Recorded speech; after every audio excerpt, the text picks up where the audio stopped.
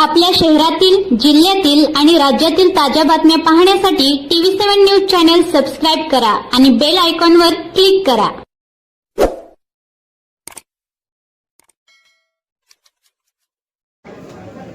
आज या ठिकाणी जवळा गावामध्ये एका छताखाली सर्व ऑफिसेस असं एक बहुउद्देशीय सभागृह कार्य तपस्वी आमदार काकासाहेब साळुंखे पाटील बहुउद्देशीय भवनचं उद्घाटन नुकतंच या ठिकाणी पार पडलेलं आहे.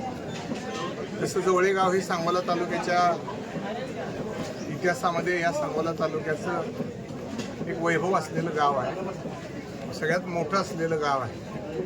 आणि या गावामध्ये आम्ही बऱ्यापैकी आजपर्यंतच्या काळामध्ये लोकांच्या सोयी सुविधा उपलब्ध करण्याचा सातत्यानं प्रयत्न करतोय. आणि गावची ग्रामपंचायत एका भव्य अशा जागेवर नदीच्या काठी बांधलेली आहे. तर चिटकूनच असं भव्य एक सभागृह घेतलेलं आहे. त्या सभागृहामध्ये चारी वाड्याचे तलाट्याचं कार्यालय, सर्कल कार्यालय, कृषी कार्यालय, त्याचबरोबर आपल्या सिटी सर्वेचं कार्यालयही जवळला मंजूर झालेलं आहे. त्याचंही इथे शाखा कार्यालयाची. आणि आपण अप्पर तहसील कार्यालय ज्या कार्यालयामध्ये आपण कागदासाठी सांगोल्याला जातो ते अप्पर तहसील कार्यालय अंतिम टप्प्यावर आहे. या भागातल्या सगळ्या गावच्या विकासासाठी लोकांना ताण पडू नये म्हणून ही सगळी कार्यालय एका छताखाली आणायचा निर्णय आज पार पडला. त्याचं उद्घाटनही माननीय कर्तव्यदक्ष BDO असतील, मी असतील, आमचे तरुण सहकारी या गावातील यश राजे असतील, या सगळ्या मंडळींनी आम्ही मिळून या ठिकाणी हा उद्घाटनाचा सोहळा पार पाडलेला आहे. आणि सगळ्यात ऐतिहासिक असा एक निर्णय आमच्या गावानं, सगळे व्यापारी असतील, महिला मंडळी असतील, सगळ्या गोरगरीब जनतेनं एक निर्णय असा घेतलेला आहे की रोज संध्याकाळी 7 ते 9 वाजेपर्यंत गावातले TV, मोबाईल आणि प्रसारमाध्यमं सगळी बंद करायची आणि आपल्या कुटुंबाशी सुसंवाद साधायचा.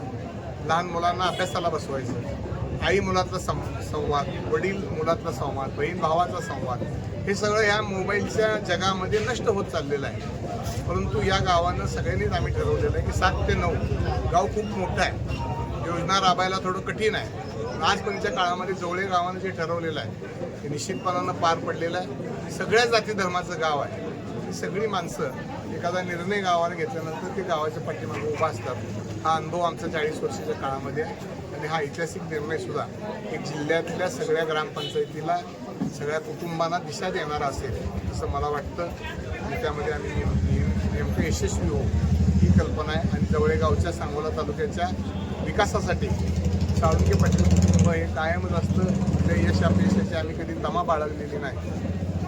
निवडणुका ह्या होत असतात. निवडणुका ह्या आम्ही राजकारणासाठी नाही तर सेवाधारी म्हणून आम्ही पार पाडत असतो. हे आमच्या 3 पिढ्यातल्या कुटुंबाचं हे आमचं 3 पिढ्यातल्या कुटुंबामध्ये जे आम्ही ठरवलेलं आहे की सेवेसाठी निवडणूक आणि आयुष्यभर निवडणुका चालणार आहेत, आम्ही लढवणारी आहे.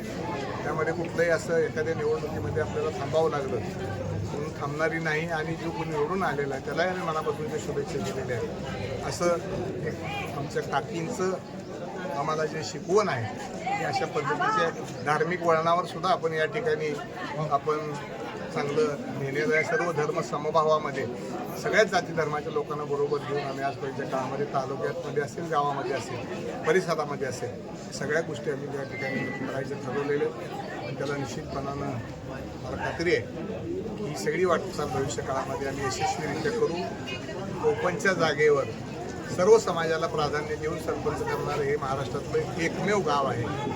त्याचंच उदाहरण म्हणजे आमच्या गावातलं आहे की आज माझं गाव ओपनचा सरपंच असताना सुद्धा एका दलित कुटुंबातील ग्रॅज्युएट असलेल्या आमच्या सज्जन मागाडेला मी सगळ्या गावात मिळून सरपंच केलं. म्हणजे इतका दुसरा अभिमान कुठला नाही. आणि डॉक्टर बाबासाहेब आंबेडकरांच्या दृष्टीनं खरं संविधान तर या राज्यामध्ये कुणी राबवायचं असेल तर ते जवळेकरांनीच राबवावं असा सार्थ अभिमान माझ्यासारख्या कार्यकर्त्याला. धन्यवाद. जय हिंद, जय महाराष्ट्र, जय भीम.